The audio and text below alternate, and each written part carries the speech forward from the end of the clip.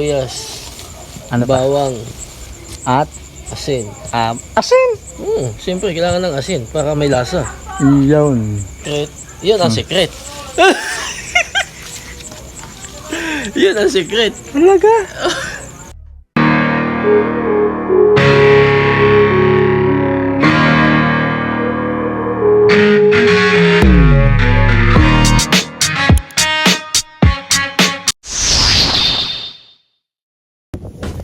Mahilig din ba kayong kumain ng balot at penoy?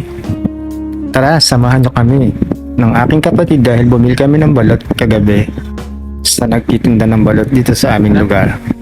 Kaya, halina at panoorin nyo ang aming naging mga usapan. Let's go!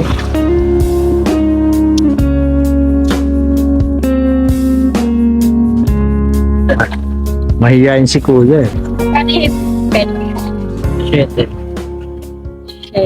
Basta masarap yung suka mo ha.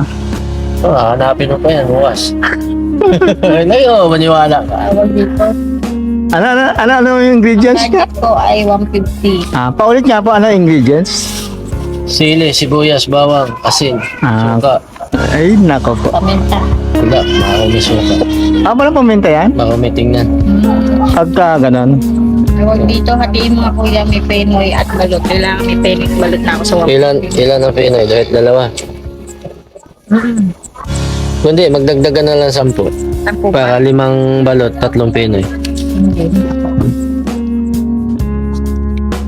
Dahil isang ulit pa kuya, ano yung ingredients sa suka mo? Discount yun kuya. Wag. Sili, sibuyas, Ano ba? bawang, At asin. asin! Siyempre, kailangan ng asin para may lasa. Yun.